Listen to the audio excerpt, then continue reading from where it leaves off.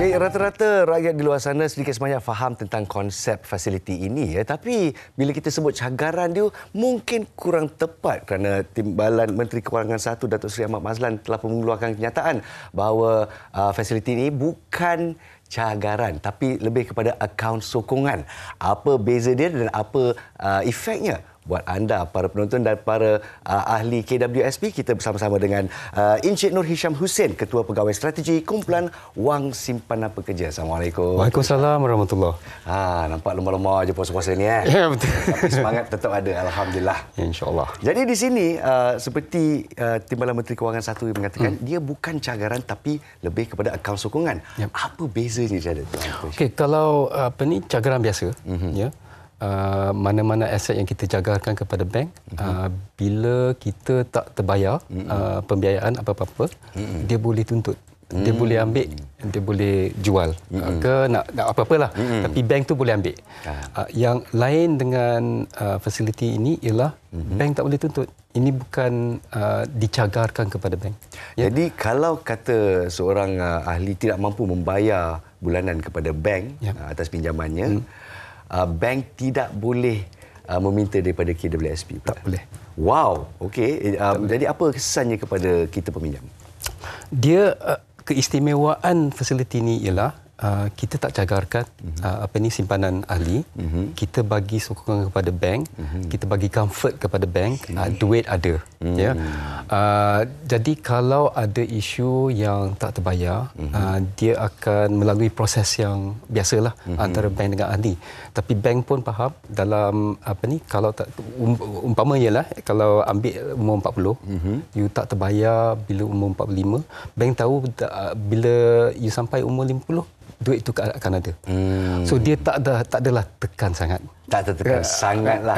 Tapi apa yang ahli harus tahu di luar sana, mereka harus berurusan dengan bank dan bukan dengan KWSP. Betul. Jadi berapa bank yang disarankan untuk mengawal kemudahan ini? Kepada masa sekarang kita ada Bank Simpanan Nasional dengan MBSB.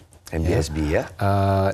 Dua bank ini ialah pasal diorang memang kebiasaannya buat pembiayaan peribadi.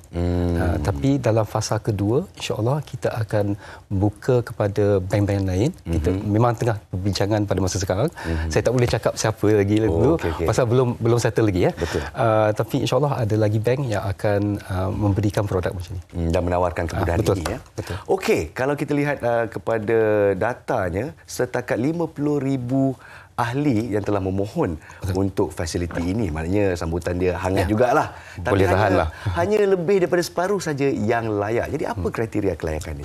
Okey, kriteria sebenarnya kita dah umumkan dalam kita punya website dengan social media apa semua. Pada asasnya you kena ahli yang berumur kurang daripada 55 tahun tapi melebihi 40 tahun. So antara 40 hingga 55.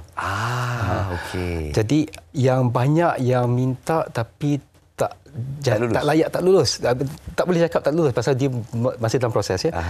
Dia kelayakan dia tak ada pasal dia minta pasal dia tak sampai umur 40 atau dia kurang daripada RM3,000 dalam akaun dua dia. Okey. Tapi mungkin ahli akan juga kata kesempitan hidup ni kita tak kisah 30 ke 40 betul. ke. Betul. Itu pun kita faham. Jadi dalam fasa kedua juga kita akan membuka kepada yang umur kurang daripada 40 tahun. Tapi yang ni kena ada ada proses yang complicated sikit pasal kita kena bincang dengan kerajaan pasal bank pun tak nak memberi pembiayaan lebih daripada 10 tahun. Itu satu. So ada gap dia kalau you umur 35 tapi pengeluaran tu hanya boleh dibuat pada umur 50, ada gap 5 tahun. 5 tahun. So macam mana kita nak bridge gap tu? So adalah kaedahnya tapi kita tengah pertimbangkan ya. Tak adalah membincang, kita tengah cari jalan. Okey, jadi setakat ini 40 tahun hingga 55 tahun ya. Ada lagi kriteria yang kita harus ikuti? So satunya ialah dia kena simpanan dalam akaun dua kena melebihi RM3,000. Okey. Kena lebih 30 Lebih RM30. RM30. Dan kalau nak meminjam dari sana pun dia tak boleh ambil semua. Dia actually satu persatu. Satu persatu ya. So jadi kalau you ada RM5,000, you boleh minta loan RM5,000. Kalau ada RM10,000, you boleh minta RM10,000. Okey, alhamdulillah. Lagi satu yang keistimewaan yang kita buat ni ialah dividen masih jalan. Dividen masih berjalan. Ada peratusan dividennya? Itu tak boleh berjanji. Itu tak boleh berjanji. Saya gurau-gurau saja kan dia. Kalau dapat tahu awal-awal ni pun best juga. Itu ikut pasaran. Ikut pasaran. Tentu sekali. Okey, kepada jumlah pembiayaan yang maksimum, ia tetap maktub dalam apa yang ada dalam akaun atau dia memang cap? Ada cap? Dia ada cap dia pada RM50,000. RM50,000 ya. Tak boleh lebih daripada Tak boleh lebih daripada itu. Okey, jadi cara-cara untuk memohonnya saya difahamkan boleh ke laman web KWSP. Di mana lagi kita boleh memohon? So, dia sebenarnya bila datang kepada KWSP ialah untuk cek kelayakan saja. Ya. Permohonan tu sebenarnya dibuat di pihak bank. Okey. Okay. So bank akan menerima permohonan itu. Kalau diluluskan, ahli itu akan datang kepada kita dan membuat pengeluaran bersyarat. Pengeluaran bersyarat. Untuk umur 50. Kalau umur dia lebih daripada 40 tahun, dia boleh buat 51, 52, 53, 54, sampai 55. Okey. Okay. Pasal kalau sampai umur 55 semua boleh keluar. Betul. Kan? So tak ada isu dekat situ. Jadi dia proses dia ada dua saja. You pergi kat bank buat permohonan, lepas tu you buat permohonan dekat KWSP untuk pengeluaran bersyarat. Untuk pengeluaran bersyarat. Itu saja yang kita harus lakukan. Jadi kepada penonton di luar sana yang mungkin kurang cakna, mungkin terlepas interview kita awal-awal tadi, sila utarakan soalan-soalan anda di laman Facebook kami. InsyaAllah kalau ada masa kita utarakan sekarang juga kepada Tuan Hisham kita di sini ya. Boleh saya juga nak tanyalah, adakah penalti tertentu kalau seorang ahli meminjam daripada bank dan menggunakan sokongan daripada fasiliti akaun 2 tapi tidak mampu membayar bulan-bulan itu? Itu terpulang kepada bank. Ya. Okay. Dari pandangan kita, ini ialah produk bank, bukan produk KWSP. Kita tak boleh menentukan syarat-syarat untuk bank. Ya. Dia memang ikut proses biasa. Kalau nak fikirkan secara mudah, you boleh anggapkan ni macam pembiayaan peribadi biasa, tapi ada sokongan yang menurunkan kadar faedah dia. Bukan cagaran? Bukan cagaran. Tapi sokongan. Betul. Dan hanya akan diagihkan apabila umur 50 hingga 55 tahun. Betul. Okey, setakat ini apa yang kita faham, so far so good ya. Tapi ramai ahli juga mengalami kemerosotan lah dalam simpanan KWSP. Bukan saja daripada fasiliti yang kita sediakan sekarang, tapi sejak 2-3 tahun lepas, Lestari, iCitra dan sebagainya, 145 bilion telah pun keluar daripada KWSP. Mungkin apa efeknya kepada negara dan juga kepada ahli-ahli? Yang impact terbesar ialah actually kepada simpanan ahli. Ya. Dia penurunannya secara mendadak lah. Kalau kita tengok simpanan pertengahan, median saving, jatuh daripada dekat RM30,000 lebih, dah kurang daripada RM10,000. Kurang daripada RM10,000. Data yang saya dapati di sini, 48% daripada pencarum ataupun ahli-ahli kurang daripada RM10,000. Kurang daripada RM10,000. Jadi kalau katakanlah 55 kita bersara, ambil 20 tahun lah sampai 75 tahun. Kalau ada tinggal RM10,000 saja, 55 sampai 75, kalau kita buat matematik sikit, setiap bulan kita hanya ada RM42 untuk berbelanja. Betul. Tak ke gaut kepala kalau macam tu ya? Atau you boleh tengokkan terbalik, daripada 20 tahun tu you boleh cover 3 hingga 5 tahun sahaja. Sahaja. Yang lain tu 15 tahun tu wallahualam. Wallahualam. Itu yang kita menanyakan. Okey. Kita ada seorang pemanggil lah, namanya Encik Azmi Abdullah. Terima kasih kerana menelefon kami. Assalamualaikum Encik Azmi. Waalaikumsalam. Ada soalan untuk Encik Hisham kita di sini? Ini saya nak tanya, kalau umur bawah daripada 40 ni boleh buat macam mana? Boleh buat pinjaman kat bank? Okey. Terima kasih Encik Azmi. Encik Azmi, untuk yang berumur kurang daripada 40 tahun, insya-Allah kita akan buat fasa kedua. Okey, tak lama lagi.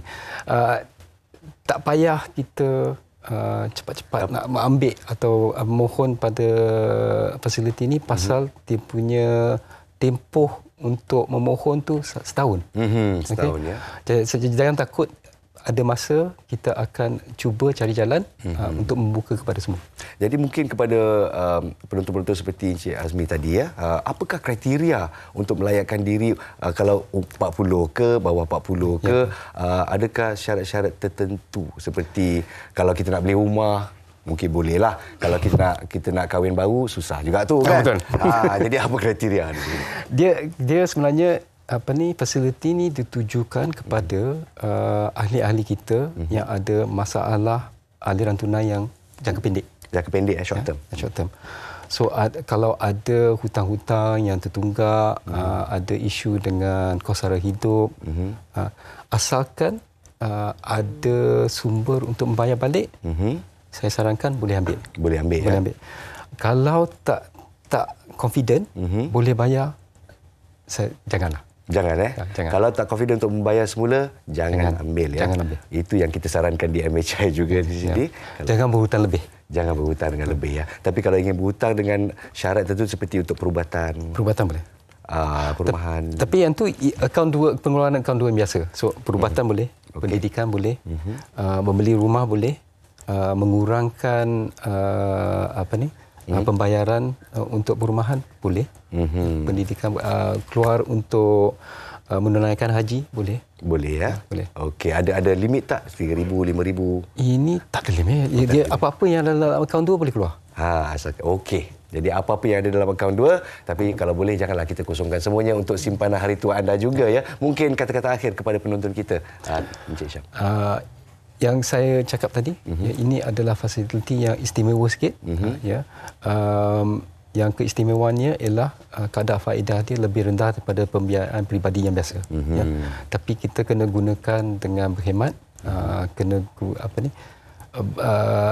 memikirkan panjang lebar. Betul. Sebelum mengambil. Kita nak meminjam ni memang best ni kalau meminjam duit. Dalam kadar faedah dia rendah ya, tapi sebab itulah saya rasa banyak take up dia. Lebih daripada ribu orang yang memohon. Jadi anda juga mampu memohon di laman web KWSP dan juga MBSB Bank, Bank Simpanan Nasional. Terima kasih sekali lagi kepada Encik Nur Hisham Hussein, Ketua Pegawai Strategi Kumpulan Wang Simpanan Pekerja. Terima kasih kerana terus dan ikhlas bersama kita.